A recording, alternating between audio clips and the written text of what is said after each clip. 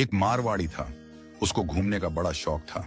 अब वो घूमते घूमते एक ऐसे राज्य में चला गया जहां पर क्या था, हर 5 साल में राजा चुना जाता था, पर चुनाव का तरीका अनोखा था। एक हाथी आता, सूंड में माला लेकर, और सबके बीच घूमता था। जिसके गले में वो माला डाल देता वही राजा बनता था। अब क्या हुआ, हाथी आया माला लेकर, थोड़ी देर इधर उधर देखा और जाकर माला इस मारवाड़ी के गले में डाल दी।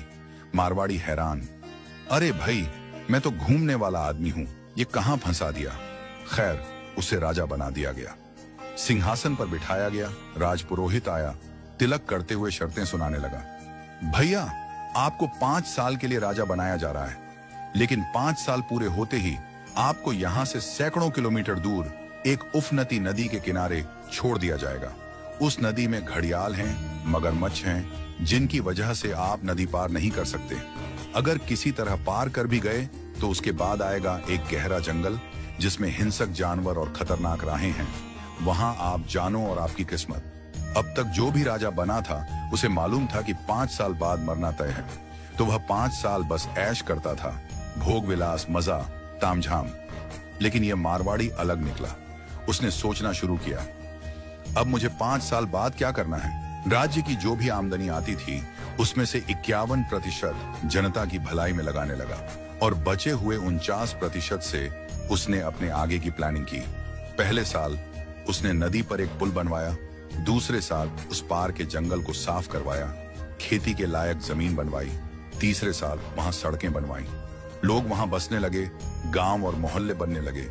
चौथे साल एक छोटा सा महल बनवाया जहां वह आगे जाकर रह सके। 5वें साल अपने जीवन भर का खर्च, जरूरी चीजें, अनाज, सब कुछ वहां स्टोर करवा दिया। अब 5 साल पूरे हो गए। परंपरा के अनुसार लोग उसे ढोल नगाड़ों के साथ विदा करने आए। लोगों की आंखों में आंसू थे। कहने लगे, ऐसा राजा हमने पहले कभी नहीं देखा। वो राजा था मारवाड़ी, शांत मुस्कान के साथ सबको प्रणाम किया और उस पुल पर चढ़ गया जो उसने खुद बनवाया था। लोग अवाक रह गए। हजारों राजा आए गए, मारे गए, लेकिन ये पहला राजा था जो भवसागर को पार कर गया। कथा का संदेश, हम सभी इस धरती पर सीमित समय के लिए आए हैं। ये जीवन 5 सालों की तरह है। जो इस समय को मौज में घंवा देता है वो अंत में उस भवसागर में गिरता है जहां मगरमच्छ, घड़ियाल, दुख और पीड़ा है। लेकिन जो जीवन का उपयोग अच्छे कर्मों, जनसेवा और प्रार्थना में करता है वो इस जीवन से परे उस पार पहुंच जाता है।